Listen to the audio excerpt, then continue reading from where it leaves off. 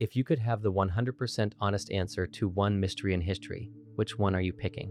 Story 1. The Awa Maru treasure story is unsettling because it sits right at the intersection of war, secrecy, and absence. In 1945, the Awa Maru, officially a protected Red Cross relief ship, was sunk in the Yellow Sea by a U.S. submarine. Nearly everyone on board died. After the war, rumors exploded. The ship wasn't just carrying aid, but billions in looted gold, platinum, rare metals, and gems taken from occupied nations across Asia. China later mounted a massive salvage operation. They found the wreck. They recovered artifacts. But the treasure everyone expected? Gone. No definitive records. No manifest that proves it was ever there. No confirmation it wasn't. Just conflicting testimonies, missing cargo lists, and geopolitical reasons for multiple governments to keep quiet either way. That's what makes it creepy. Not a cursed treasure, but a vanished one. Something that may have sunk, may have been removed, or may never have existed in the first place. And because the witnesses are dead and the paperwork is classified or destroyed, the truth might be unrecoverable. If the treasure was there, it's still somewhere on the seafloor, or it changed hands in silence decades ago. Either way, the Awa Maru isn't just a shipwreck. It's a hole in history where $5 billion worth of answers might still be sitting, or might have already disappeared forever, without anyone being able to prove it either way.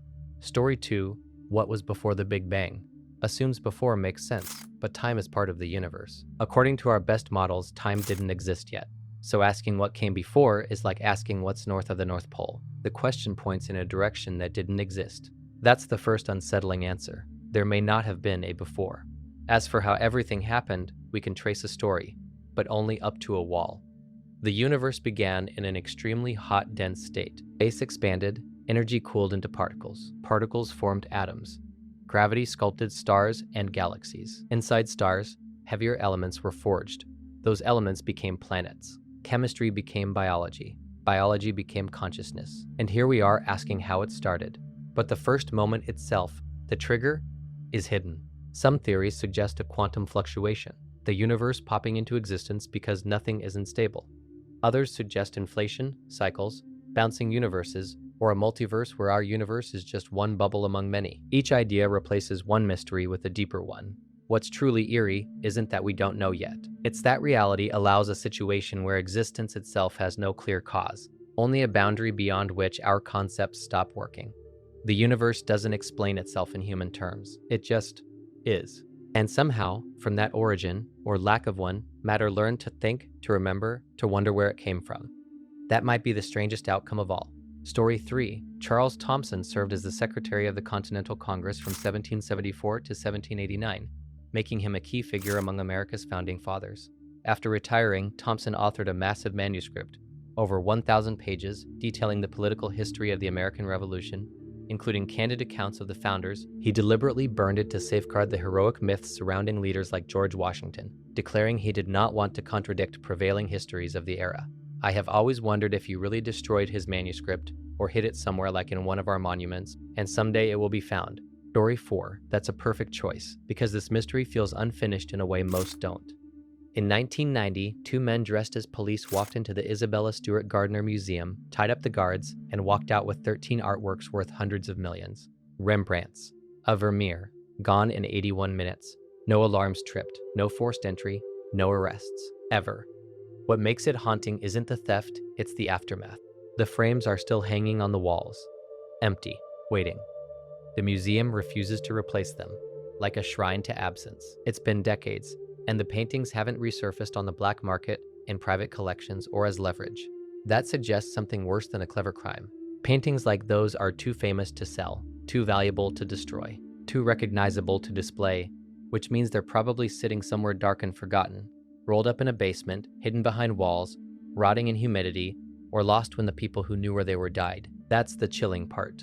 Not stolen to be admired, not stolen to be sold, just removed from the world.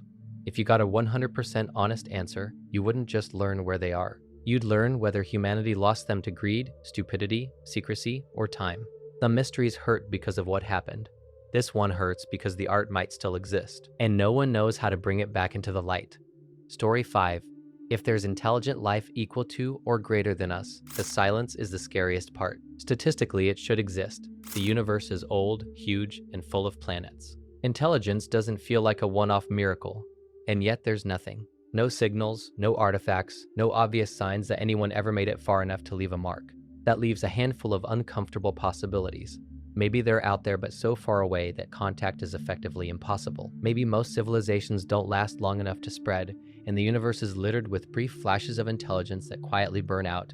Maybe advanced species learn very quickly that being visible is dangerous, and the smart move is to stay silent. Or maybe we really are rare, early, alone, or standing at a point in history where no one else has made it yet. An honest answer to this wouldn't just tell us where they are. It would tell us what usually happens to intelligent life, whether minds like ours tend to survive, expand, hide, or disappear. The silence isn't just absence. It feels like a warning we don't yet know how to read. Story 6. Whether the 1962 escapees from Alcatraz Island survived is one of those mysteries that refuses to settle. Frank Morris and brothers John and Clarence Anglin vanished after squeezing through vents, climbing to the roof, and launching a homemade raft into San Francisco Bay. Officially, they drowned. The water is cold, the currents are brutal, and no bodies were ever found. But that's the problem. No bodies. The Anglin brothers were strong swimmers. The raft materials were sound. Currents that night could have carried them toward land, not out to sea. Their family received a Christmas card years later signed with their names. A photo surfaced decades later that may show the brothers alive in Brazil. Their mother got flowers anonymously every year. Even the FBI quietly admitted the case couldn't be conclusively closed. What makes it eerie isn't the escape. It's the limbo. If they died, the Bay kept them. If they lived, they pulled off one of the cleanest disappearances in modern history and never broke silence. The cells are still there. The vents are still open. And the question hangs exactly where they left it. Did they drown, or did Alcatraz fail once and the world just never caught up? Story 7, The Princes in the Tower are haunting because the truth was buried almost immediately. Edward V and his younger brother Richard were last seen in the Tower of London in 1483. Their uncle became Richard III, and the boys simply vanished. No public trial, no bodies, no announcement, just silence. Did Richard III have them ended? He had motive and opportunity, and later Tudor writers, who benefited from smearing him, were happy to say yes. But there's no contemporary proof, no order, no witness. Some historians argue he'd have been better off producing them alive to crush rebellion rumors. Others point the finger later at Henry VII, who had every reason to eliminate surviving Yorkist heirs after taking the throne. Bones found in the tower centuries later were never conclusively identified. Modern DNA tests were inconclusive or incomplete. What makes it unsettling isn't choosing a villain, it's the absence of certainty. 2 children were removed from the line of history so completely that even their deaths weren't recorded. If they were murdered, it was done quietly and efficiently. If they lived, they were hidden perfectly. Either way, the English crown was built on a void where 2 boys should have been. And 5 centuries later, we're still staring into it, waiting for history to answer a question it never wrote down. Story 8. In 1924, George Mallory and Andrew Irvine were last seen high on Mount Everest, moving upward late in the day. Then, the clouds rolled in. They never came back. When Mallory's body was found in 1990, it raised more questions than it answered. He was on the descent side of the mountain. He carried injuries consistent with a fall, not exhaustion. The photo of his wife he always said he'd leave on the summit was missing. And most hauntingly, the camera Irvine was carrying, likely proof either way, was never recovered. The biggest question is whether they could have climbed the final technical step with 1920s gear. Some modern climbers think it was just barely possible. Others say it would have been suicidal that late in the day. If they did make it, Everest was first summited not in 1953 by Edmund Hillary and Tenzing Norgay, but 29 years earlier, by 2 men who never lived to tell anyone. And that's what makes it unbearable. The truth might be sitting a few hundred feet from the top, locked inside a frozen camera, waiting for someone to find it and finally answer whether the greatest achievement in mountaineering history happened in silence. Story 9. Joan of Arc said she heard voices, Saints Michael, Catherine, and Margaret, giving her instructions. From a modern lens, that sounds like religious psychosis or schizophrenia. Auditory hallucinations, intense certainty, divine mission. It fits some criteria, but not cleanly. She showed no obvious cognitive decline, no disorganized thinking, no loss of function. In fact, she was sharp, consistent, and terrifyingly effective. The manipulation theory is just as chilling. Medieval France was drowning in religion and desperation. A teenage peasant girl had zero political power, but a teenage girl claiming divine backing? Suddenly, kings listened. Armies followed. She may have understood instinctively or deliberately that invoking God was the only language authority would accept from someone like her. Or, and this is what makes the mystery stick, it could be both. A genuinely intense inner experience, interpreted through the only framework available, amplified by intelligence and circumstance. Not a fraud, not a saint, but a human mind under extreme pressure that happened to align perfectly with a nation's needs. What's undeniable is this. Something inside Joan moved history. Whether it was illness, belief, brilliance, or some impossible mix of all three, it carried her from obscurity to command and then straight to the stake. The real mystery isn't just what she heard, it's why the world was ready to listen. Story 10. That's not just a mystery, that's a stolen identity. And it makes complete sense that this would be the one you want answered. What happened to your grandmother wasn't an accident or a side effect of history. It was deliberate. Those boarding schools were designed to erase people, names, language, family, tribe, so thoroughly that even memory wouldn't survive. A 4-year-old taken from her home, stripped of her name, then adopted into servitude isn't a gap in records. It's a wound that was meant to stay open. The cruelest part is that the system worked exactly as intended. She didn't forget because she failed to remember. She forgot because forgetting was forced on her before she had the chance to know herself. Wanting to know her tribe isn't about curiosity. It's about restoration, about putting something back where it was torn out. Even if she's gone, that knowledge still matters because it tells you where you come from and because it pushes back against the idea that erasure gets the final word. Sometimes history's biggest mysteries aren't lost ships or vanished kings. They're names that were never allowed to be kept. And wanting that answer isn't looking backward. It's reclaiming something that was never theirs to take. Story 11, whether D.B. Cooper hijacking got away with the money is one of those questions where every answer feels slightly wrong. In 1971, Cooper hijacked a plane, got $200,000 in cash, and jumped into a storm over the Pacific Northwest. No confirmed sightings. Nobody. No parachute. Just silence. Years later, some of the ransom money turned up on a riverbank, but only a small portion, and it didn't look like it had simply washed there from a crash site. That's what keeps the mystery alive. If he died, where's the rest of him? If he lived, how did he disappear so completely? The jump was incredibly risky, especially with the gear he had, but it wasn't impossible. And the plane he chose had a rear stair specifically suited for exactly that kind of escape. The money finds muddies everything. It suggests loss or misdirection. Maybe he lost part of it and escaped anyway. Maybe someone else found it. Maybe Cooper planned for it to be found. The FBI eventually closed the case without an answer, which leaves the most unsettling possibility on the table.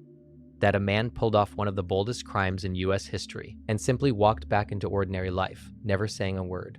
Story 12. That question is terrifying because the honest answer might be close enough to matter. Or so far, it never will.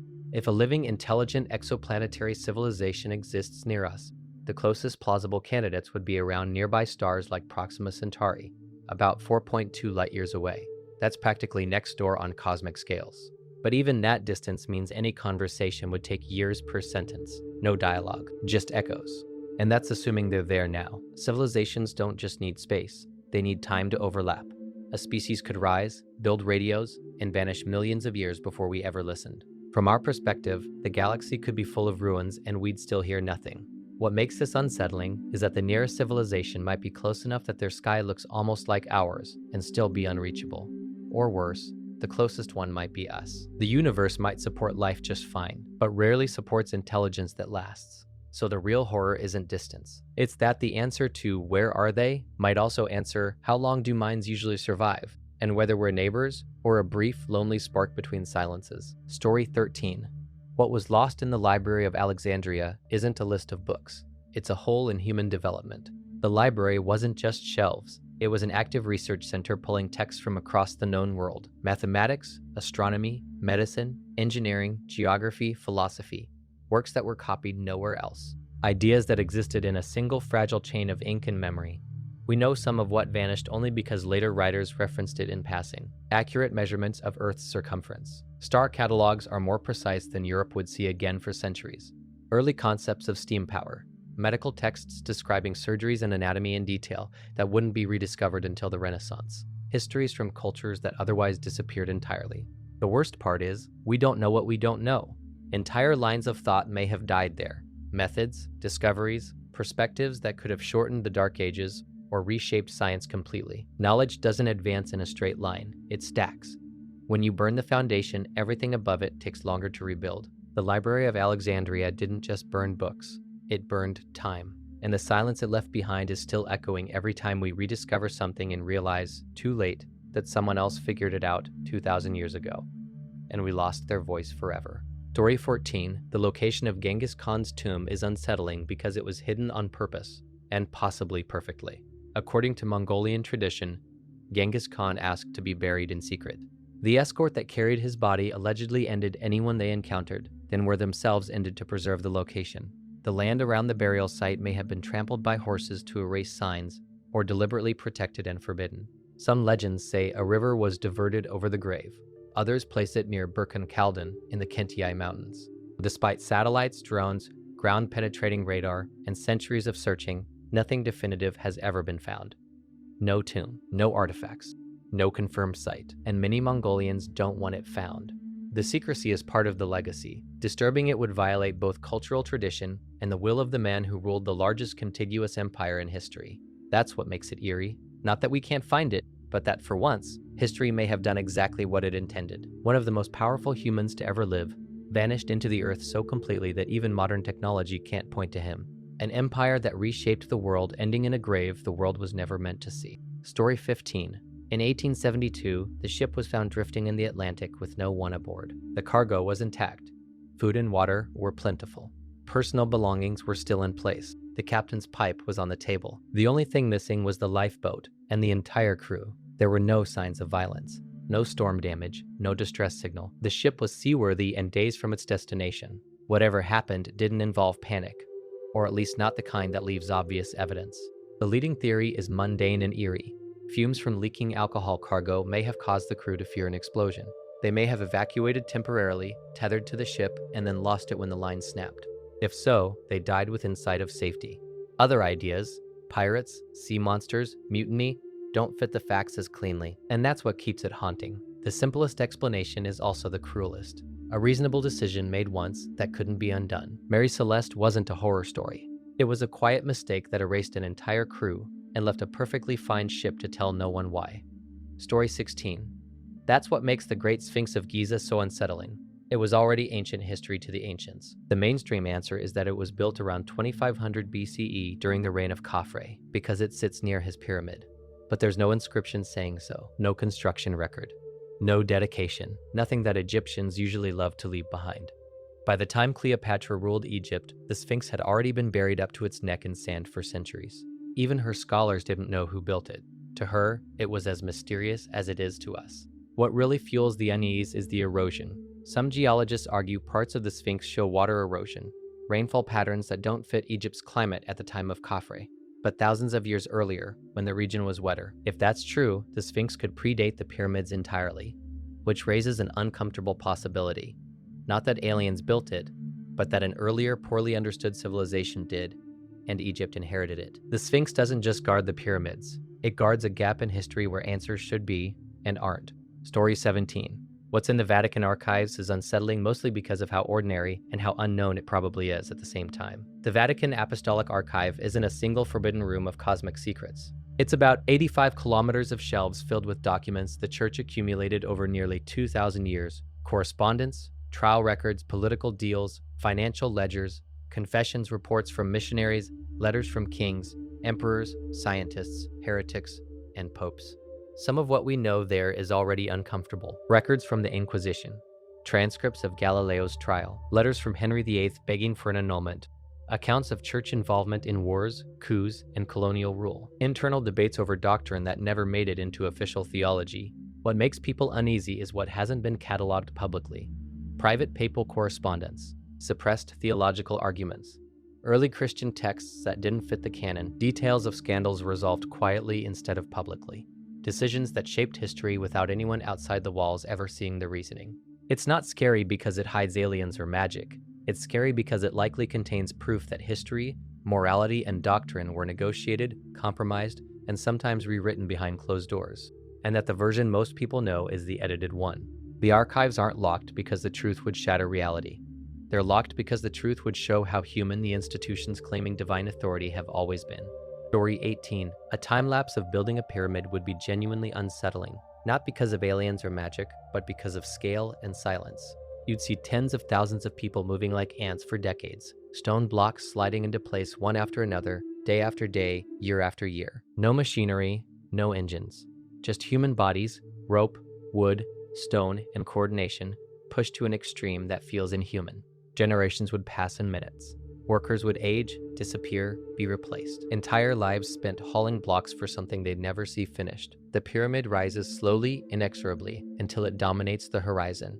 No explanation offered, no speeches, just labor turning into geometry. What really gets creepy is imagining the social machinery behind it, feeding that many people, organizing them, controlling them, keeping the project going without interruption for decades. One bad year, one rebellion, one collapse, and the whole thing fails. And yet it didn't. A time-lapse wouldn't show miracles. It would show persistence so absolute it starts to feel unnatural. Humans will apply at a scale we no longer tolerate or even fully understand. The pyramid wouldn't feel like it was built. It would feel like it emerged slowly, inevitably, out of human time itself. Story 19. The graves of Genghis Khan and Alexander the Great are creepy for opposite reasons. Genghis Khan's burial was hidden on purpose. Mongolian tradition says the funeral party erased all traces, ended witnesses, maybe even diverted rivers. Despite satellites, drones, and centuries of searching, nothing definitive has been found. Many Mongolians don't want it found. The mystery feels intact by design, history doing exactly what it intended. Alexander's grave is worse in a different way. We used to know where it was. Ancient writers describe his body lying in state in Alexandria, visited by Roman emperors. Then the trail fades. Earthquakes, fires, rebuilding, religious shifts. His tomb was slowly swallowed by a living city. Not hidden, lost. That's what makes these unsettling. One of the most powerful men in history vanished so completely we can't even agree where to look. The other ruled half the known world and still couldn't keep his resting place from slipping through time. Two conquerors. Two endings. One erased by intention. One erased by neglect. And both remind you how easily even the biggest names can fall out of the physical world, while the myths keep walking around without them. Story 20. There's a weird sign in South Central PA I'd ridden past several times before remembering to look it up. And damn, was it ever a wild ride when I did? The sign reads, "On this spot, 3 babies were found in the woods, November 24th, 1934. Turns out, it refers to the murders of 3 young girls, whose father later ended his adult niece, then himself. It was a huge media sensation at the time, in part because it took a long time to identify the girls. The bizarre nature of the case was another reason for nationwide interest. The family had driven from California in a very short amount of time. The father had had a good job there and had left without $50 pay he was owed. No one knew why he'd left at all, much less in such a frenzy. They'd even gotten as far east as Philadelphia before heading west again. Supposedly, he was looking for work, but why drive so far north and east, especially when he already had a job? Autopsies showed that the girls hadn't eaten in 18 hours, yet they were found wearing high-quality clothing. It was speculated that he'd ended the girls in desperation, rather than see them starve. Then he and his niece drove west again till the car ran out of gas. They hitchhiked for a while, then sold her coke to buy the rifle he used to end them both. Story 21. Who built Stonehenge is creepy because the answer is both known and deeply unsatisfying. It wasn't druids, they came much later, and it wasn't aliens. It was built in stages by Neolithic and Bronze Age people between roughly 3000 to 1500 BCE. Farming societies with no writing, no metal tools at first, no wheels, yet they quarried stones weighing up to 25 tons and dragged others from Wales over 150 miles away. That's where it gets unsettling. We know who in the broad sense, but not why in any complete way. Burial site? Temple? Astronomical calendar? Political symbol? Probably all of the above, used and reused by different cultures over 1,000 years. A project so long that the people who finished it didn't share the same beliefs as the people who started it. The precision is what lingers. The stones align with solstices. The layout is intentional. This wasn't random superstition. It was careful planning across generations, without written plans, for a purpose important enough to justify insane effort. Stonehenge isn't mysterious because it's primitive. It's mysterious because it proves complex ideas, long-term coordination, and symbolic thinking existed far earlier than we're comfortable admitting. And the people who knew exactly why it mattered never wrote it down. So we're left with the stones and a silence that's lasted longer than recorded history. Story 22. I gotta go with the entirety of the Kennedy assassination, covering not just him getting shot, but who the other people involved were, what plans were made, what was covered up, what is true as we know it now, what was a genuine coincidence, etc. Like, Oswald 100% shot JFK. That's a fact. Whether he was the only one, whether he was a fall guy, then whether Ruby's reason for ending him is true. I'm not huge on there being some super crazy and vast conspiracy, but there is either at least one conspiracy, or an absolutely crazy number of coincidences that happened within a small group of people in a small span of time. I must know. Story 23. The Voynich manuscript is disturbing because it feels intentional in a way most hoaxes don't. Carbon dating places it in the early 1400s. The parchment is real. The ink is real. The illustrations, plants that don't exist, strange bathing women, zodiac charts, biological diagrams are consistent across hundreds of pages. And the script isn't random. It has structure, repetition, grammar-like rules. Statistically, it behaves like a real language, just not one we recognize. That's what keeps breaking cryptographers. Every serious attempt runs into the same wall.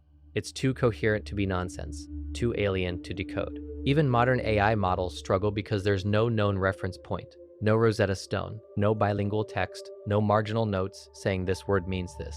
So you're left with uncomfortable possibilities. A lost constructed language. A cipher using rules we no longer think about. A mnemonic text meant only for its author.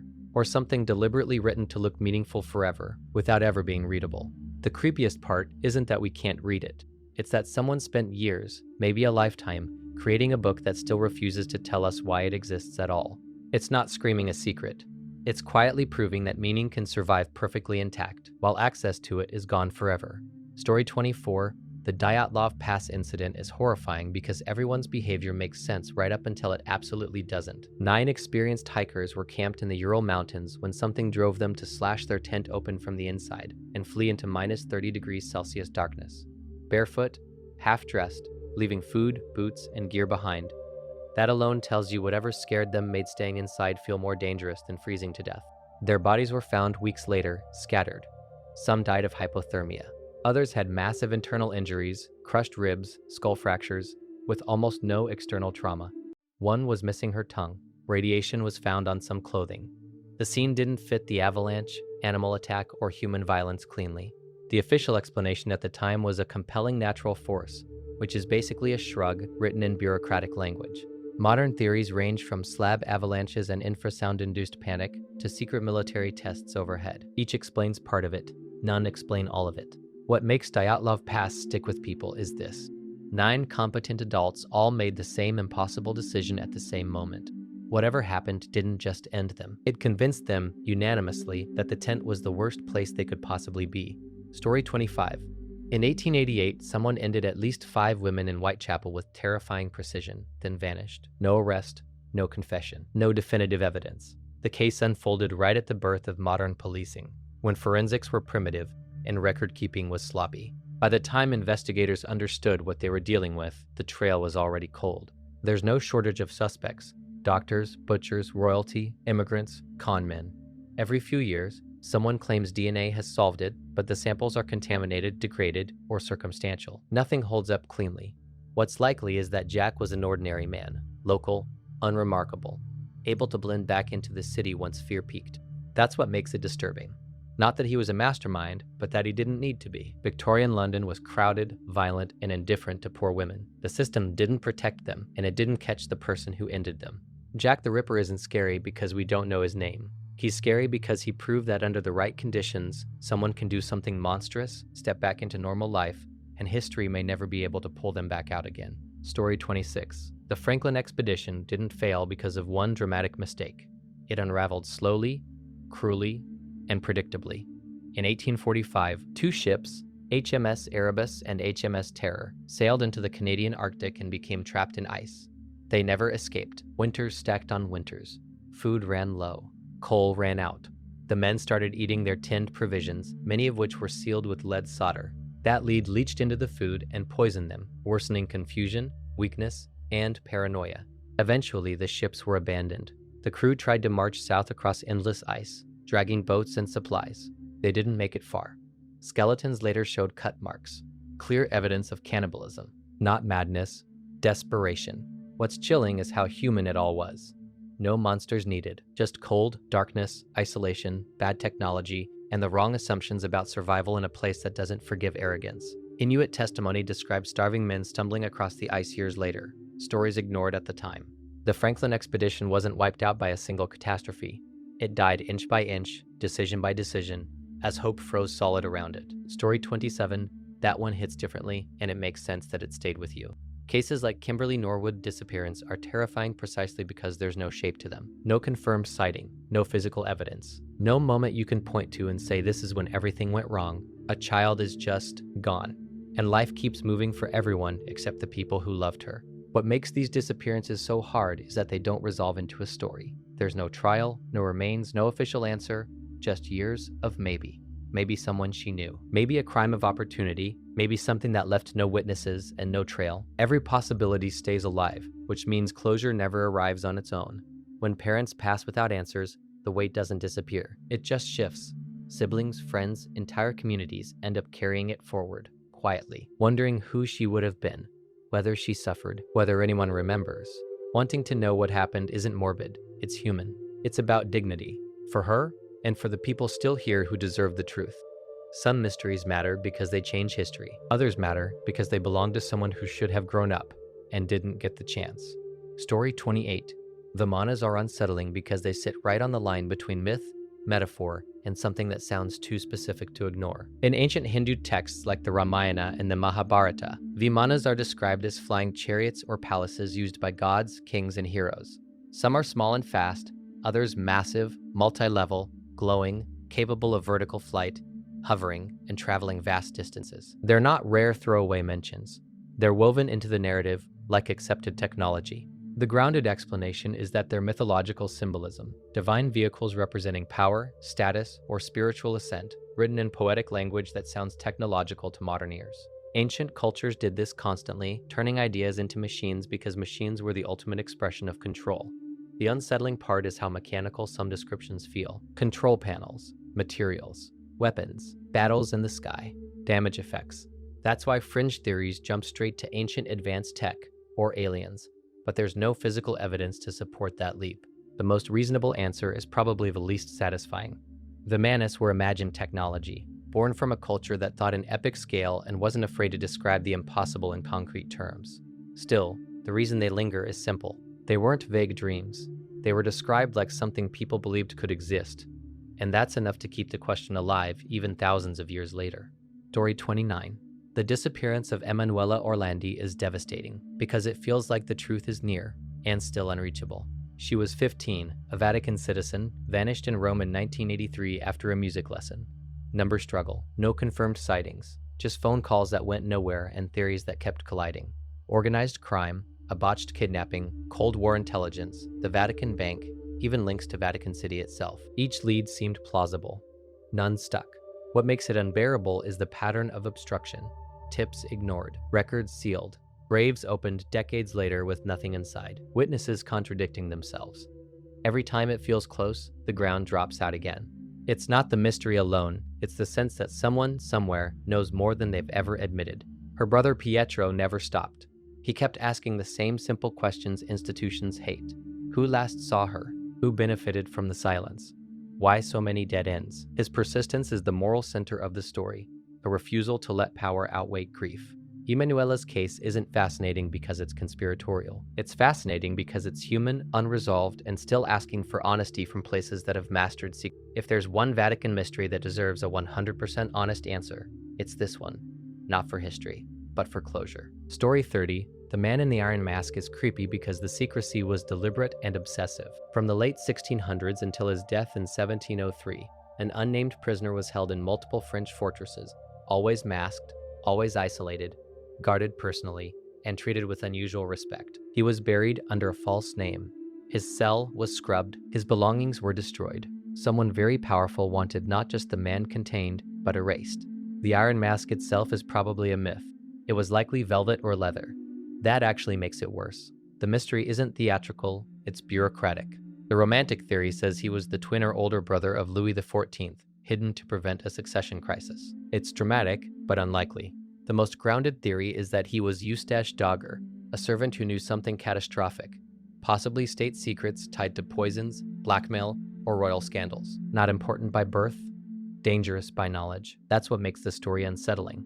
If he was a nobody who overheard the wrong thing, it means absolute secrecy mattered more than justice. No trial, no explanation, just decades of quiet disappearance. The Man in the Iron Mask isn't scary because he was special. He's scary because he might not have been, and the state still decided he had to vanish completely, forever.